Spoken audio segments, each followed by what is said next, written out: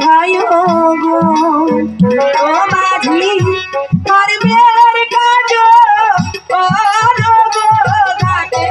মাঝি ভাই গো। ওই বাচ্চা ওই চাচা ওই থাকছে ওই নদীর গাড়ি কারণ মাগির ভাই কইটা আহে আরে মাগির ভাই কমু কেন মাঝি ভাই কই ডাকতেছে বুঝে না ওই আসলে তো আমি কানে কমুনি হ্যাঁ। ওই বর্ষা মাসে ডুবতেছিলাম ওই কান্দা গেছে পানি এই শুধু ঘুরি না কানে আমি আচ্ছা দাঁড়াও এনো আমি দেখতেছি কেন আচ্ছা, ঠিক আছে তুই দেখ আমি তো এখানে বসি তুই রয়ে গেছি একটু চলে না চাচা এই চাচা আরে শুনো খাইয়া হইছে ঠিক মতো ঘুমো পারবা না আরে মাইয়া মানুষ হইছে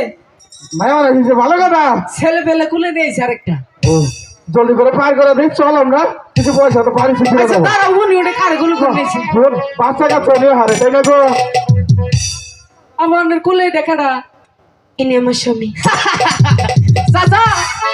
এ দুলেটা বুলান নেইছে কইতেছে ওটা বলে এর স্বামী আমি তো দেখাই দেখে আও। ও মা সাদের মতো শুনছো গো আচ্ছা তুমি না এই জোরি করে রেডি বলা চুরি করে বানাচ্ছি বেটির বাড়ি খাতান দিকে থাকিয়া চাচা আঙ্গুর তো টিয়া দরকার তাই না ওরে পার করে দে টিয়া পয়সা দিয়ে যাবো কেন এই যে শুনো না আঙ্গুর নৌকাতে উপর পার হইতে গেলে আঙ্গুর বকশিস লাগবো আছে আমার কাছে টাকা নেই, ওপার করে দাও, তোমাদেরকে পুরস্কার দেব। এই চাচা কি কর আঙ্গুর শরীর কি কম পরিষ্কার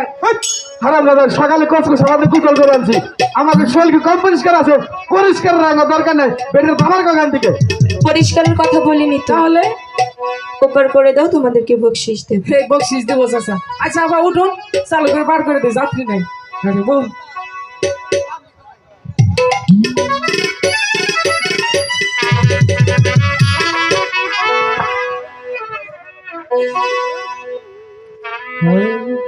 ওই আমার হারি কালা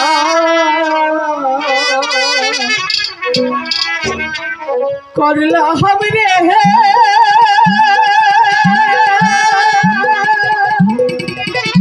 হাই রে আমার দেহ